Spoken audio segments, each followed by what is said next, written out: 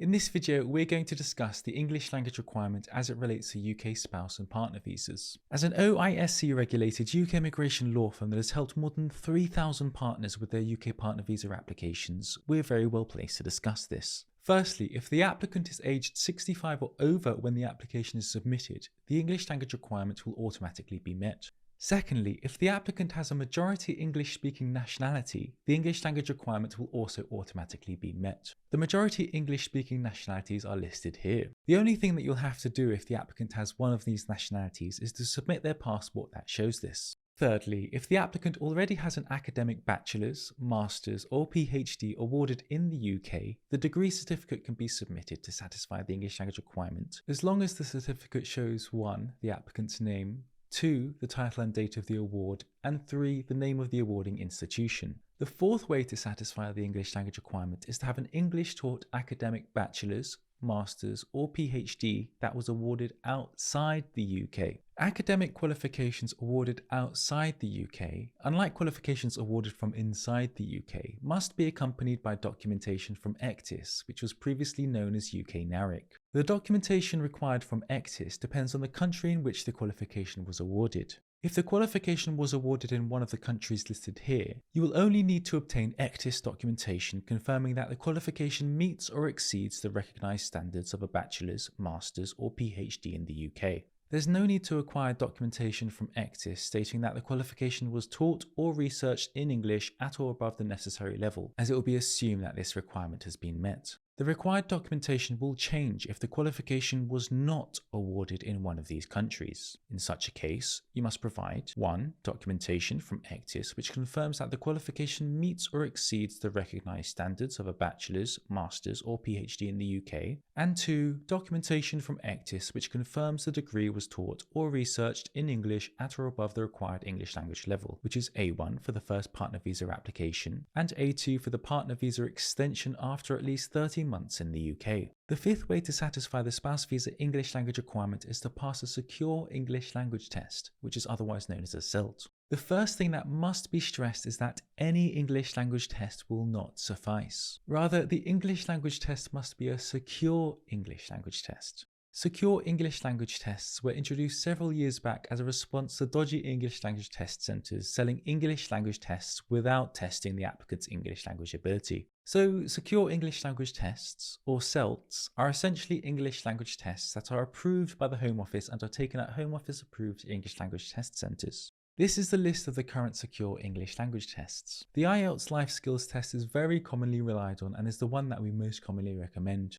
Not only are all IELTS Life Skills tests taken at Home Office approved test centres, but a lot of test guidance can be found online and in local bookstores worldwide. Unless you have a specific reason to do so, we do not generally recommend taking the IELTS for UK VI tests, which are essentially IELTS for UK Academic and IELTS for UK VI General Training tests. And this is because of two reasons. Firstly, we've seen that those who intend to book the IELTS for UK VI tests sometimes book a non-secure English language test version, which are similarly named. This is one of the most common causes of refusal due to the English language requirement. For example, this is an IELTS for General Training Test certificate that was taken at a Home Office approved test centre. Since this contains a UK VI number, this test certificate type is fine to rely on. This is an IELTS academic test certificate for a test that was not taken at a Home Office approved test centre. The certificate looks almost identical to a secure English language test certificate, except it does not contain a UK VI number. Secondly, you are only required to sit a test that assesses the applicant's ability in speaking and listening. This test, along with a few other tests that were previously listed, also unnecessarily assesses reading and writing.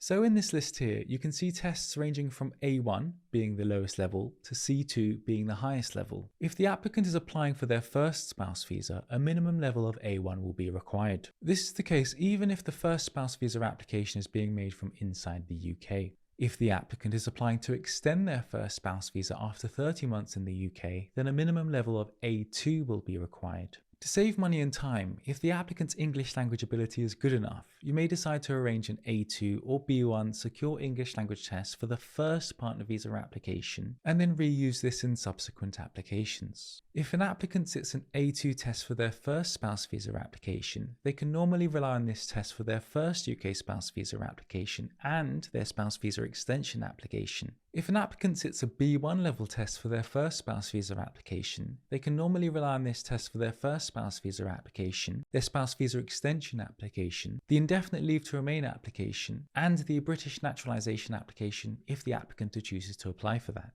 So some of you may be wondering, the official gov.uk website told me that the secure English language tests are only valid for 2 years. Why then can they be relied on in the subsequent applications? The answer to this is found in paragraph 32D of Appendix FMSE, which states that if the Home Office has already accepted it as part of a successful previous partner visa application, the decision maker will accept that certificate or result as valid if it was past its validity date. We will make 2 final points regarding secure English language tests.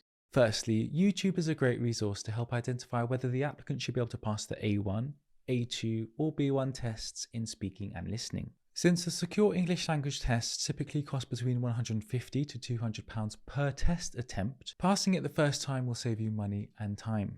Secondly, please book the test on the English language provider's official website. And this is because there are several dodgy third-party websites that deceptively try to appear to be the official website. But in the tiny small print, you'll read something like, "We're not affiliated with the English language test providers, but are agents that help applicants book English language tests." We will now discuss the 2 situations where the applicant will be exempt from the spouse visa English language requirement. Firstly, the applicant will be exempt and therefore will not have to satisfy the English language requirement if they fall within a disability exemption. This will apply if the Home Office caseworker believes the applicant to have either a physical or mental condition that prevents them from either learning English or taking an approved English language test at the required level. Whilst each application will be decided on a case-by-case basis, if the applicant can provide medical evidence from a medical practitioner qualified in the appropriate field which states that the applicant is deaf, is a person without speech, or has a speech impediment which limits their ability to communicate in English, the exemption will likely be approved. Secondly, the applicant will be exempt if there are exceptional circumstances that prevent the applicant from satisfying the English language requirement. This exemption is most commonly inquired about where there are no Home Office approved secure English language test centres in the applicant's country of residence. And on this point, the guidance states that in such a case, applicants will generally be expected to travel to another country to take the test. We elaborate more on these 2 exemptions on our website www.migrate.org.uk, so if you think that the exemption may apply, feel free to give that a look.